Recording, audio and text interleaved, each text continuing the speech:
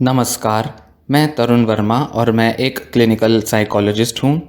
इस वीडियो में अपनी series OCD frequently asked questions को आगे बढ़ाते हुए आपसे इस वीडियो में प्रश्नों के बारे में चर्चा करूँगा और उनके आपको उत्तर दूँगा। तो आइए अब इस वीडियो को आगे शुरू करते हैं। इस वीडियो का पहला प्रश्न है, मैं एक परफेक्शनिस्ट हूँ, क्या यह ओसीडी है? हो सकता है। डिपेंड करता है कि आप कितना ज़्यादा बिलीव करते हैं अपने परफेक्ट होने में, कितना ज़्यादा आप रोज़मर्रा की लाइफ में परफेक्ट होने के प्रयास लेते हैं, कितना ज़्यादा आप महसूस करते हैं कि परफेक्शनिज़म के बिना आपके ज़्यादातर काम नहीं हो सकते। इन सब पर डिपेंड करता है कि क्या आपका परफेक्शनिज़म ओसीडी का पार्ट है या नहीं। अगर आप कई घंटों तक बिना छोटी छोटी डिटेल्स पर ध्यान दिए काम कर सकते हैं, अपने रोज़मर्रा के टास्क बारीकी से एनालाइज किए बिना कर सकते हैं, तो ये ओसीडी नहीं है। अगर आपकी कोई हॉबी है, कोई आपके इंटरेस्ट की एक्टिविटीज़ है और आप घंटों तक उस एक्टिविटी उस हॉबी में टाइम स्पेंड करते हैं, उससे रिलेटेड एक्टिविटीज़ करते रहते हैं, कुछ ना कुछ चीज़ें ऑर्गेनाइज करते हैं, प्लान करते हैं और उन पर घंटों तक लगे रहते हैं ताकि आप अच्छे से उस काम को पूरा कर लें, तो भी ये ओसीडी नहीं है। पर अगर आप रोज़ एक ही टाइप के काम में या अलग अलग टाइप के काम में भी घंटों स्पेंड कर देते हैं क्योंकि आप एंग्शियस हैं, क्योंकि आपको एंग्जाइटी होती है कि अगर मैंने इन्हें पूरे तरह से नहीं किया, परफेक्टली नहीं किया, डेली नहीं किया तो कुछ हो जाएगा, या मुझे किसी भी वजह से बस इनको परफेक्टली करना ही है डेली, तो ये ओसीडी हो सकता है। या कई बार ऐसा भी हो सकता है कि आपकी कोई हॉबी है पर एक्चुअल में आप कभी उसे पूरा कर ही नहीं पाते क्योंकि आपको हमेशा उसे परफेक्टली करना होता है। तो या तो आप उसे करने से टाल रहे हैं या फिर आप उसे शुरू तो करते हैं पर कभी ख़त्म ही नहीं कर पाते क्योंकि वो काम पूरे परफेक्शन के साथ नहीं हो पाता। जैसा आप चाहते हैं, बिल्कुल सही तरह से उसे निपटाना चाहते हैं, वैसे वो पूरा नहीं हो पा रहा तो आप उसे छोड़ देते हैं, तो भी ये ओसीडी का पार्ट हो सकता है। ओसीडी में परफेक्शनिज्म को आइडेंटिफाई करने के लिए, उसको एक सिग्निफिकेंट फैक्टर के तौर पे कंसिडर करने के लिए ज़रूरी है कि आपके मन में ऑब्सेसिव थॉट्स आएँ जो कि आपको कहें कि आपको कोई काम पूरे परफेक्शन के साथ पूरा करना है। और आपको ये भी लग सकता है कि दूसरे लोग आपको एक्सेप्ट नहीं करेंगे अगर आप इस काम को परफेक्टली नहीं करते, या परफेक्शन से ना करने की वजह से आपको कुछ नुकसान हो जाएगा, काम पूरी तरह से नहीं हो पाएगा, आपकी इमेज डाउन हो जाएगी, लोग आपको बहुत ही इन्फीरियर समझेंगे। कहीं ना कहीं आपको ऐसा लगता है कि आपका पूरा पोटेंशियल, पूरी एबिलिटी इस बात पर निर्भर करती है कि आप कितना परफेक्टली किसी काम को पूरा कर पाते हैं। तो ये कहीं ना कहीं ओसीडी का पार्ट होता है। इसी के साथ जब आपको ओसीडी डेवलप हो चुका हो और कंपल्जन्स भी हों, तो कंपल्सिव बिहेवियर्स को करना ताकि उसे परफेक्टली निपटाया जा सके या परफेक्शन के साथ एंग्जाइटी को कम किया जा सके, बावजूद इसके कि आपके रोज़मर्रा के इंपॉर्टेंट काम नहीं हो पा रहे हैं, आपकी डे टू डे एक्टिविटीज़ में इंटरफेरेंस हो रही है, आपके रिलेशनशिप्स ख़राब हो रहे हैं, आपके बहुत ज़रूरी काम, इनफैक्ट आपकी नींद और आपके खाना पीना सब डिले हो रहा है, बावजूद इसके आप उसे बार बार करते हैं क्योंकि आपको परफेक्टली करना है, तो भी ये ओसीडी का ही पार्ट है। जो लोग परफेक्शनिज्म से काम करते हैं उनकी वजह से अक्सर उनके आसपास के लोग काफ़ी फ्रस्ट्रेटेड हो जाते हैं क्योंकि उनको हमेशा दूसरों को भी अपने हिसाब से काम करवाने की आदत हो जाती है। दूसरे उनकी वजह से हमेशा लेट हो जाते हैं, वो उनके काम को टाइम से पूरा नहीं कर पाते, डिले करते रहते हैं, प्रोक्रास्टिनेशन उनकी आदत बन जाती है जिनमें परफेक्शनिज्म की बहुत आदत होती है। आप घर से नहीं निकलते जब तक कि सारी चीज़ें ठीक तरह से ऑर्गेनाइज ना हो चुकी हों या सारे जो बटन स्विच हैं वो बंद ना हो गए हों। आपको अपने परफेक्शन को हर समय पूरा करना है, हमेशा ध्यान रखना है कि आपने परफेक्टली काम किया या नहीं। इस वजह से दूसरों के साथ आपके रिलेशनशिप्स बहुत ज़्यादा ख़राब हो सकते हैं। अगर आपको लगता है कि आपका ओसीडी आपको कह रहा है कि आपको परफेक्शन के साथ काम निपटाने से दूसरे लोग आपको एक्सेप्ट करेंगे, दूसरे लोगों की नज़र में आप बेटर सिद्ध कर पाएंगे खुद को, तो उस केस में आप इस बात की भी परवाह नहीं करते कि आपके रिचुअल्स की वजह से एक्चुअल में तो दूसरे जो हैं वो आपसे नाराज़ हो रहे हैं, दूसरों को तो आप पर गुस्सा आ रहा है, क्योंकि आपका ध्यान इस बात पर नहीं जाता कि आपके इर्रेशनल चेकिंग बिहेवियर्स की वजह से दूसरे परेशान हो रहे हैं। आपका ध्यान तो इस बात पर जाता है कि परफेक्शन के साथ काम करने से आप सबको सेफ रख लोगे या हर काम सही से करने से आप दूसरों को खुश कर पाओगे। तो आपका ध्यान केवल एक ही जगह जा रहा होता है जहां पर आप अपनी परफेक्शनिज्म की नीड्स को पूरा कर पाते हैं। आपको बस अपने परफेक्ट करने के ढंग को पूरा करना है, बावजूद इसके कि दूसरे नाराज हो जाएं या दूसरे परेशान हो जाएं। तो यहाँ हम कहेंगे कि ओसीडी के अंदर एक बड़ा पैराडॉक्सिकल सा स्टेट बन जाता है, जहाँ आप अपने परफेक्शन से दूसरों को खुश करना चाह रहे हैं, चीज़ों को सही ढंग से करना चाह रहे हैं, वहीं उसके उल्टे आपके सारे काम बिल्कुल ख़राब हो जाते हैं क्योंकि आप ज़रूरत से ज़्यादा परफेक्शनिस्टिक होने की कोशिश करते हैं। तो ये जो परफेक्शनिज्म है ये काफ़ी काउंटर प्रोडक्टिव हो जाता है, मतलब इसका बिल्कुल उल्टा असर पड़ता है, जिसकी वजह से ये किया जा रहा है उसका बिल्कुल उल्टा होने लगता है। तो जहां आप किसी काम को परफेक्टली करना चाहते हैं वो काम जबकि आपके पूरे ही नहीं हो पाते क्योंकि आप टालते रहते हो उन कामों को। लॉन्ग टर्म में, लंबे समय में इस परफेक्शनिज्म की वजह से एक पर्सन की लाइफ इतनी ज़्यादा इफेक्ट हो जाती है कि लोगों को उनके जॉब से भी निकाल दिया जाता है, उनके काम में उनकी इमेज बहुत डाउन हो जाती है और वो अपने दोस्त, अपने सगे संबंधियों, फैमिली मेम्बर से बहुत एलियनेट हो जाते हैं, बहुत अलग थलग पड़ जाते हैं। और ऐसे में क्योंकि वो बहुत ज़्यादा परफेक्शनिस्टिक हैं, इसलिए वो दूसरों को और भी ज़्यादा साबित करने में लग जाते हैं कि इस बार कुछ ऐसा किया जाएगा, इस बार कुछ ऐसा करूँगा या करूँगी जिससे कि दूसरों की शिकायतें ना आए, दूसरों को मेरे ऊपर किसी तरह का डाउट ना आए, दूसरे मेरी एबिलिटी, मेरे स्किल्स को कम ना आंकें। इसलिए आप और भी ज़्यादा कोशिश करते हो, और भी ज़्यादा परफेक्ट होने के अटेम्प्ट लेते हो ताकि आप अपने काम को और बेटर कर पाओ। और ऐसे में आपका जो परफेक्शनिज्म का जो साइकिल है वो चलता ही रहता है, उसे आप कभी ब्रेक नहीं कर पाते। दूसरा प्रश्न, क्या ओसीडी सिचुएशनल भी होता है? मतलब कहें कि सिचुएशनल ओसीडी जैसी कोई चीज़ होती है? क्या ऐसा संभव है कि कोई व्यक्ति केवल किसी एक चीज़ के लिए ऑब्सेस करे और बाकी चीज़ों में उसे ऑब्सेशन ना हो? सिचुएशनल ओसीडी जैसी कोई चीज़ नहीं होती। ये मीडिया में कई बार बड़ा पॉपुलर कर दिया जाता है ये टर्म, पर एक्चुअल में सिचुएशनल ओसीडी जैसा कोई डायग्नोसिस भी नहीं दिया जाता। हाँ, ये ज़रूर है कि ओसीडी अक्सर बड़ा स्पेसिफिक होता है।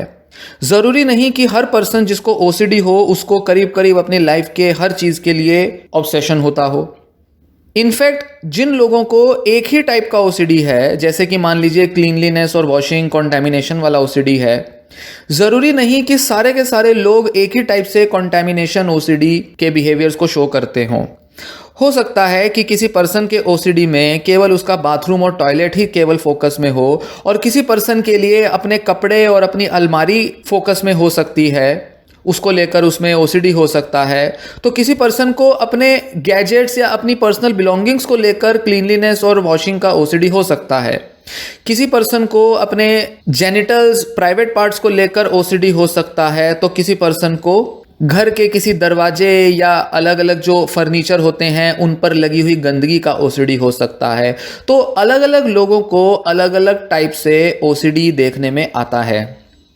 और ऐसे में हो सकता है कि उस पर्सन को, जैसे कि मान लीजिए किसी को सिर्फ टॉयलेट और बाथरूम को लेकर ही ओसीडी है, हो सकता है कि जिंदगी भर उस पर्सन को किसी और टाइप की चीज से ओसीडी ना हो, भले ही वो क्लीनलीनेस और वॉशिंग का ही ओसीडी क्यों ना हो। यह व्यक्ति अपने कपड़ों को लेकर, अपने रोजमर्रा की बिलोंगिंग्स को लेकर ऐसा दिखाई पड़ेगा कि जैसे उसको कोई कंसर्न ही नहीं है कि वो चीजें गंदी हो रही हैं। जबकि जब भी ये व्यक्ति टॉयलेट जाएगा तो हमेशा कई बार चेक करेगा कि उससे कोई टच तो नहीं हो गई कोई चीज़, उसके कपड़ों पर तो कहीं टॉयलेट तो नहीं लग गया, क्या उसने ठीक से हाथ धोया या नहीं। कई तरह से उसका मन केवल एक ही चीज़ के लिए परेशान हो सकता है। और ना ही केवल घर के बाथरूम टॉयलेट, ये व्यक्ति कहीं भी जाएगा, पब्लिक टॉयलेट में जाएगा, किसी होटल में जाएगा या किसी भी पब्लिक प्लेस पर, किसी कॉन्फ्रेंस में या किसी स्कूल कॉलेज में, हर जगह के टॉयलेट को अवॉइड करेगा, जबकि बाकी की कई सारी गंदगी के सोर्सेज को वो बिल्कुल आराम से हैंडल कर लेगा। ऐसे में अक्सर ऐसा होता है, देखने में आता है कि जिन लोगों का कोई पर्सनल मीनिंग होता है किसी चीज़ से, जैसे कि मान लीजिए अपने घर के बाथरूम और टॉयलेट से कोई पर्सनल मीनिंग है, जैसे कि वहाँ का जो टॉयलेट होता है उसका शरीर पर लग जाना, कपड़ों पर लग जाना बड़ा गंदा, बड़ा घिनौना सा लगता है। तो पर्सनल मीनिंग होने की वजह से एक पर्टिकुलर टाइप के चीज़ के साथ तो ओसीडी दिखाई देगा, पर घर के अंदर बाकी चीज़ें गंदी हो रही हैं वो उनको बहुत ज़्यादा कॉन्टेमिनेटेड नहीं लगती। तो दिमाग जिस भी तरीके से उनका सोचना शुरू कर देता है, जिस भी तरह से गंदगी को लेकर उनके मन में कोई परसेप्शन बन जाते हैं जिसमें कि वो थोड़े से पर्सनल भी हो सकते हैं, पर्सनल मीनिंग हो सकता है उस पर्टिकुलर सोर्स का, तो उस केस में उनका ओसीडी दिखाई देता है। जैसे कि हो सकता है कि किसी महिला को अपने बच्चों का गंदा किया जाना, या उनके बच्चे जब स्कूल से आते हैं गंदे हो जाते हैं, चीज़ें गंदी करते हैं, उसको लेकर उन्हें ओसीडी ना आता हो, जबकि घर में दूसरे लोग हैं जैसे कि हस्बैंड हो गए, इन लॉज हो गए,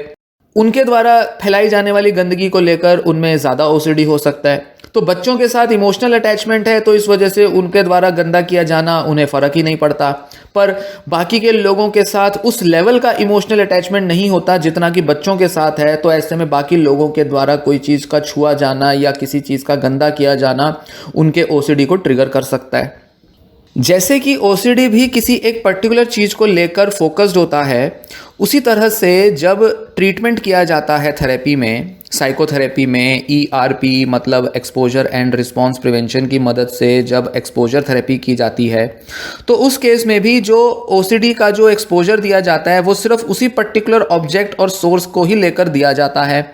ऐसा नहीं होगा पॉसिबल कि ओसीडी किसी एक चीज़ पर फोकस्ड हो और किसी दूसरे चीज़ पे उनके फियर को दूर किया जाए, मतलब उनको कूड़ेदान की या घर के बाकी की चीज़ों की गंदगी से एक्सपोज करा दिया जाए और इस उम्मीद से कि उनका बाथरूम का या टॉयलेट का फियर जो है वो चला जाएगा। नहीं, ओसीडी के अंदर या किसी भी एंजाइटी डिसऑर्डर के अंदर जिस चीज़ का फियर होता है उसी के साथ एक्सपोजर करना ज़रूरी होता है ताकि उसका फियर एक पर्सन के मन से चला जाए। इसीलिए थेरेपिस्ट जो होंगे ऐसे टाइम में बाथरूम में ले जाकर, टॉयलेट में ले जाकर थेरेपी देंगे, चाहे वो अपने घर के टॉयलेट में दें या चाहे कहीं किसी पब्लिक रेस्टरूम में ले जाएं, या फिर पेशेंट को उनके घर पर ही ट्रीटमेंट दें, चाहे ऑनलाइन सेशन दें या चाहे उनके घर विजिट करके दें। किसी ना किसी तरह से पेशेंट को बाथरूम, टॉयलेट के साथ एक्सपोजर कराना ज़रूरी होता है ताकि उनके फियर को दूर किया जा सके। कैसा भी फियर हो, किसी भी टाइप के ऑब्जेक्ट से, सोर्स से एक पर्सन का ओसीडी रिलेटेड हो, उस पर फोकस्ड हो, थेरेपी जो है, ट्रीटमेंट जो है वो उसी पर्टिकुलर चीज़ के फियर को हटाने से ही आगे बढ़ेगी, प्रोग्रेस करेगी और उसी फियर को हटाकर ही पेशेंट जो है वो ठीक हो पाएगा। इसलिए ज़रूरी है कि थेरेपिस्ट के साथ पेशेंट अपने डर को दूर भगाने के लिए एफर्ट्स लेते रहें और जिस चीज़ का फियर है उसी पर फोकस करके ट्रीटमेंट लिया जाए और इससे डरा ना जाए। तीसरा प्रश्न, क्या वो लोग जिन्हें ओसीडी है वो अपने बॉडीली फ्लूइड्स से डरते हैं? ऐसा नहीं है कि सारे लोग जिन्हें ओसीडी है वो अपने बॉडीली फ्लूइड्स से डरते हों, पर हाँ, कई सारे लोगों में ये डर रहता है। इनफैक्ट वो उनके ऑब्सेशन का पार्ट भी हो सकता है, वो उनके मेन ऑब्सेशन भी हो सकते हैं। और अगर ऐसा होता है तो उस केस में उनकी लाइफ पर इसका बहुत इफेक्ट पड़ता है और ख़ासकर उनके पर्सनल रिलेशनशिप्स बहुत ख़राब हो सकती हैं इस वजह से। इस तरह के फियर का ओसीडी पेशेंट्स के लाइफ पर कई तरह से असर देखने में आता है। जैसे उन्हें अपनी थूक से डर लग सकता है, क्योंकि थूक में बहुत सारे जर्म्स होते हैं। थूक जो होती है उसमें कई अलग अलग वजहों से जर्म्स आ जाते हैं। किसी के माउथ में या नाक से आने वाला जो म्यूकस है उनसे बहुत सारे वायरसेस और बैक्टीरिया शरीर में एंटर करते हैं। और जब किसी पेशेंट को ये पता चल जाए कि इस तरह से भी शरीर के अंदर गंदगी आ सकती है, शरीर बीमार पड़ सकता है, शरीर में जर्म्स आ सकते हैं, तो ऐसे में इनके मन में काफ़ी सारे फियर्स आ जाते हैं। जैसे ये दूसरे लोगों से हाथ शेक नहीं करते अगर उन्हें पता चले कि सामने वाले व्यक्ति ने अपने नाक को टच किया है, या किसी ने अगर हाथ रख के खांसा है या छींक मारी है, भले ही उसने रुमाल ही क्यों ना इस्तेमाल किया हो, पर फिर भी वो उस व्यक्ति से हाथ नहीं मिलाएंगे। इनका गोल होता है कि किसी तरह से खुद को प्रोटेक्ट किया जाए बीमार होने से, क्योंकि थूक में इनको लगता है कि जर्म्स हो सकते हैं, तो ये लोग बहुत ज़्यादा थूक सकते हैं। या गले में जब इनके थूक जाती है तो इन्हें लग सकता है कि शरीर में बहुत सारे जर्म्स जा रहे हैं, तो वो अपने को बड़ा बीमार सा महसूस कर सकते हैं, खांस सकते हैं, उल्टियाँ कर सकते हैं। ऐसे में वो अपने गले को बहुत इंजरीज दे सकते हैं। इनके डाइट पर, इनके रोज़मर्रा के खान पान पर इससे असर पड़ सकता है। तो जैसे ये दूसरों से हाथ मिलाना पसंद नहीं करते, खाने पीने में भी इनको काफ़ी कॉन्शियस रहना पड़ता है, उसी तरह से जब इनको भी खांसी या छींक आती है तो भी इनके मन में फियर्स आ जाते हैं कि कहीं इनकी वजह से दूसरे लोग बीमार पड़ गए हों, तो कहीं ऐसा ना हो कि दूसरे लोगों को बीमारी हो जाए, घर में इनके छोटे छोटे बच्चे हों उनको ना बीमारी हो जाए, तो ऐसे में ये खुद को आइसोलेट कर सकते हैं। इनको बहुत बुरा लगता है कि या तो वो खुद बीमार पड़ जाएंगे या दूसरों को बीमार कर देंगे, तो ऐसे में इनके अंदर बहुत स्ट्रॉन्ग सेंस ऑफ गिल्ट आ जाता है, बहुत ओवर रिस्पॉन्सिबल फील करते हैं, वो किसी तरह का रिस्क नहीं लेना चाहते, इसलिए दुनियादारी को अवॉइड करने लगते हैं। वैसे तो बॉडी के बहुत सारे फ्लूइड्स ओसीडी के केंद्र में हो सकते हैं, पर बॉडी के जो एक्सक्रीशंस होते हैं वो ज़्यादातर लोगों के ओसीडी का फोकस होते हैं, उसका कारण बनते हैं, जैसे कि फीसिस मतलब पॉटी, यूरिन या फिर सीमेन। महिलाओं के लिए मेंस्ट्रुअल पीरियड में होने वाले बॉडीली डिस्चार्ज भी रिस्पॉन्सिबल हो सकते हैं कहीं ना कहीं उनके ओसीडी के लिए। पर क्योंकि ये जो वेजाइनल सेक्रीशन होते हैं ये फोर्सफुली बॉडी से इजेक्ट नहीं किए जा सकते, इसलिए बहुत ज़्यादा प्रॉब्लमेटिक ये महिलाओं के लिए नहीं होते। हालांकि कई महिलाओं का ओसीडी अगर उनके वेजाइनल सेक्रीशन से ही रिलेटेड हो तो पीरियड्स के दौरान अक्सर उनका ओसीडी बहुत ज़्यादा बढ़ जाता है और वो बहुत ज़्यादा नहाना धोना साफ़ सफाई करना अक्सर परफॉर्म करती हैं अपने मेंस्ट्रुअल पीरियड्स के दौरान। जिन लोगों में यूरिन को लेकर ओसीडी होता है वो कई बार पूरा पूरा दिन अपने कपड़े और अपने शरीर को धोने में लगा सकते हैं, ताकि हल्की सी भी बूंद, हल्की सी भी छींट अगर उनके ऊपर पड़ी हो पेशाब की, यूरिन की, तो किसी तरह से उसे साफ़ किया जा सके, शरीर को बिल्कुल क्लीन बनाया जा सके, इसके वो भरपूर प्रयास लेते हैं। उनको अक्सर लगता है कि ये यूरिन बाथरूम से, टॉयलेट से न जाने कहाँ से लग गया होगा, वो खुद भी गंदे हो जाएंगे और उनके यूरिन या इस दूसरे यूरिन की वजह से दूसरे लोग भी कॉन्टेमिनेट हो जाएंगे। जिन लोगों ने टॉयलेट यूज़ किया होगा उनके बॉडी पे, कपड़ों पे यूरिन लगा होगा, तो वो इस वजह से जब भी बाथरूम या टॉयलेट जाते हैं तो या तो पूरे कपड़े बदल लेते हैं या फिर नहाते हैं। जो लोग इंडियन टॉयलेट यूज़ करते हैं और ख़ुद अपने हाथों से अपना एनस साफ़ करते हैं, अपना पॉटी साफ़ करते हैं, उनमें ये बहुत ज़्यादा फियर होता है और वो कई देर तक रगड़ रगड़ के अपने हाथ को धोते हैं, क्योंकि उन्हें डर लगता है कि कहीं वो दूसरे को कंटामिनेट ना कर दें या ये जो पॉटी से आने वाली गंदगी है ये उनको बीमार ना कर दे। आदमियों में एक common type of manifestation behaviour देखने में आता है, इससे रिलेटेड वो होता है बॉडी के सीमेन से रिलेटेड। वीर्य, स्पर्म्स को लेकर उनके अंदर काफ़ी फियर्स हो सकते हैं। वे अक्सर अपने जेनिटल्स को टच नहीं करते, नहाते वक्त भी बहुत ज़्यादा रगड़कर साफ़ करते हैं, टॉयलेट जाकर भी वो बड़े सावधानी से उसको साफ़ करते हैं।